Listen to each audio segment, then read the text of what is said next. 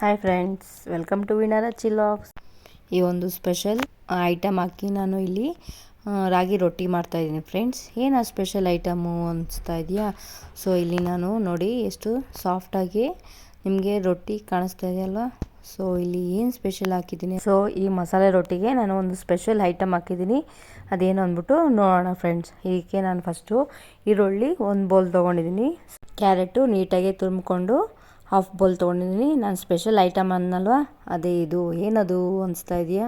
So ಅದು ಬಂದು ನಮಗೆ ಸೌತೆಕಾಯಿ. ನಾನು ಅದರಲ್ಲಿ ಸಿಪ್ಪೆ ತೆಗೆದು ನೀಟಾಗಿ ಸ್ವಲ್ಪ ತುಂಬಿಕೊಂಡಿದ್ದೀನಿ. ಸೌತೆಕಾಯಿ ಹಾಕಿದ್ರೆ ರೊಟ್ಟಿ ತುಂಬ ಸಾಫ್ಟ್ ಬರುತ್ತೆ. ಅದಾದಮೇಲೆ ನಾನು ಇಲ್ಲಿ 1 ಸ್ಪೂನಷ್ಟು ಹಸಿಮೆಣ್ಸಿನ್ಕಾಯಿ ಹಾಕಿದೆ. ಅದಾದಮೇಲೆ ಜೀರಿಗೆ ಒಂದು ಸ್ವಲ್ಪ, ಅದಾದಮೇಲೆ ಕೊಬ್ಬರಿ ಫ್ರೆಶ್ ಆಗಿರೋ ತುರ್ಮ್ಕೊಂಡು ಕೊಬ್ಬರಿನ ಒಂದು ಸ್ವಲ್ಪ ಹಾಕಿ, ಅದಾದಮೇಲೆ ಕೊತ್ತಂಬರಿ ಹಾಕ್ಕೊಳ್ಳೋಣ ಫ್ರೆಂಡ್ಸ್. ಅದಾದಮೇಲೆ ಇಲ್ಲಿ ನಾನು ಅಕ್ಕಿ ಹಿಟ್ಟು ಮತ್ತು ರಾಗಿ ಹಿಟ್ಟು ಎರಡನ್ನೂ ಮಿಕ್ಸ್ ಮಾಡ್ತಾಯಿದ್ದೀನಿ. ಯಾಕಂದರೆ ಅದು ಎರಡು ಗುಡ್ ಫಾರ್ ಹೆಲ್ತ್ ಅಲ್ವಾ. ಸೊ ರಾಗಿ ಮುದ್ದೆ ತಿಂದಿಲ್ದಿದ್ದವರು ಈ ಥರ ತಿಂದರೆ ರೊಟ್ಟಿ ತುಂಬ ಚೆನ್ನಾಗಿರುತ್ತೆ.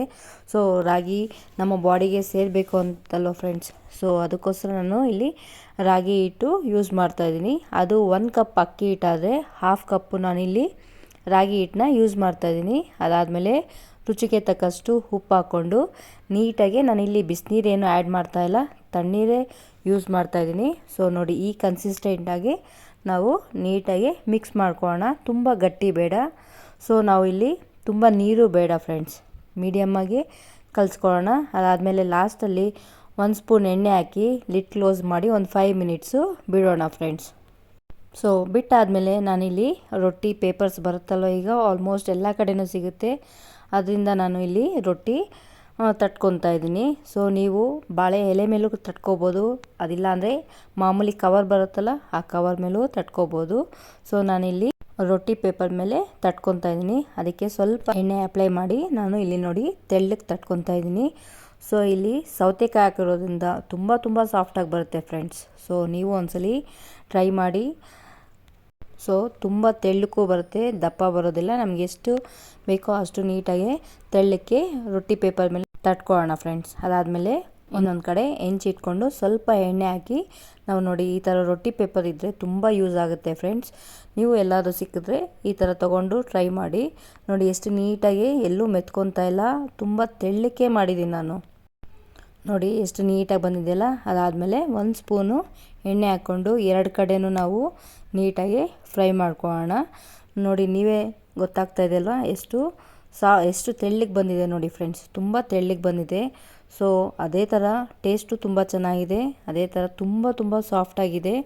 ಸೊ ಗಟ್ಟಿ ಅಂದ್ಬಿಟ್ಟು ಒಬ್ಬರು ರೊಟ್ಟಿ ತಿನ್ನೋದಿಲ್ಲ, ಈ ಥರ ಮಾಡಿಕೊಂಡ್ರೆ ರೊಟ್ಟಿ ತುಂಬ ಸಾಫ್ಟಾಗಿರುತ್ತೆ, ಎಲ್ಲರೂ ಇಷ್ಟಪಟ್ಟು ತಿಂತಾರೆ ಫ್ರೆಂಡ್ಸ್. ನೋಡಿ ನೀಟಾಗಿ 2 ಕಡೆಯೂ ನಾವು ಬೇಯಿಸ್ಕೊಳ್ಳೋಣ. ನೋಡಿ ಎಷ್ಟು ತೆಳ್ಳಕ್ಕೆ ಬಂದಿದೆ ಅಲ್ವಾ, ನಿಮಗೆ ಗೊತ್ತಾಗ್ತಾ ಇದೆಯಲ್ವ, ಅದು ನೋಡ್ತಾ ಇದ್ರೇ ನೋಡಿ ಎಷ್ಟು ಚೆನ್ನಾಗಿ ಬಂದಿದೆ, ಸಾಫ್ಟಾಗಿ ಬಂದಿದೆ. ಸೊ ಈ ಥರ ಮಾಡಿಕೊಂಡ್ರೆ ತುಂಬ ಟೇಸ್ಟಿಯಾಗಿರುತ್ತೆ. ಅದೇ ಥರ ನಮ್ಮ ಹೆಲ್ತಿಗೆ ತುಂಬ ಒಳ್ಳೆಯದಲ್ವ ಫ್ರೆಂಡ್ಸ್. ಅನ್ನ ತಿನ್ನೋದಕ್ಕಿಂತ ಈ ಥರ ರಾಗಿ ಮುದ್ದೆ ತಿಂದಿಲ್ಲದಿದ್ದವರು ಈ ಥರ ರೊಟ್ಟಿ ಮಾಡ್ಕೊಂಡು ತಿಂದರೆ ಮಕ್ಕಳು ಇಷ್ಟಪಟ್ಟು ತಿಂತಾರೆ. ಸೊ ಎಲ್ಲ ವೆಜಿಟೇಬಲ್ಸು ಅದರಲ್ಲಿ ಇನ್ಕ್ಲೂಡ್ ಆಗಿರುತ್ತಲ್ವ ಫ್ರೆಂಡ್ಸ್. ಸೊ ನಾವಿಲ್ಲಿ ಕ್ಯಾರೆಟು, ಸೌತೆಕಾಯಿ, ಈರುಳ್ಳಿ ಎಲ್ಲ ಹಾಕಿದ್ದೀರಲ್ವ, ಸೊ ತುಂಬ ಟೇಸ್ಟಿಯಾಗಿರುತ್ತೆ. ಅವರು ಕೊಬ್ಬರಿ ಚಟ್ನಿ ಯೂಸ್ ಮಾಡ್ತಾರೆ. ಸೊ ನಾನು ಇದರಲ್ಲಿ ಖಾರ ಎಲ್ಲ ಹಾಕಿದ್ದೀನಲ್ವ, ಸೊ ನಾವು ಹಂಗೆ ಡೈರೆಕ್ಟಾಗಿ ತಿನ್ಕೋಬೋದು ಫ್ರೆಂಡ್ಸ್. ಸೊ ಒಂದ್ಸಲಿ ನೀವು ಈ ಥರನೇ ಸೇಮು ರೆಸಿಪಿ ಟ್ರೈ ಮಾಡಿ, ಹೇಗೆ ಬಂತು ಅಂದ್ಬಿಟ್ಟು ಕಮೆಂಟ್ ಬಾಕ್ಸಲ್ಲಿ ಮೆನ್ಷನ್ ಮಾಡಿ. ನಮ್ಮ ಚಾನಲ್ನ ಸಬ್ಸ್ಕ್ರೈಬ್ ಮಾಡಿಲ್ಲ ಅಂದರೆ ಸಬ್ಸ್ಕ್ರೈಬ್ ಮಾಡಿ. ವಿನರ ಚಿಲಾಕ್ಸ್ ಮತ್ತೊಂದು ಟೇಸ್ಟಿ ರೆಸಿಪಿ ಜೊತೆ ಸಿಗೋಣ. Bye friends.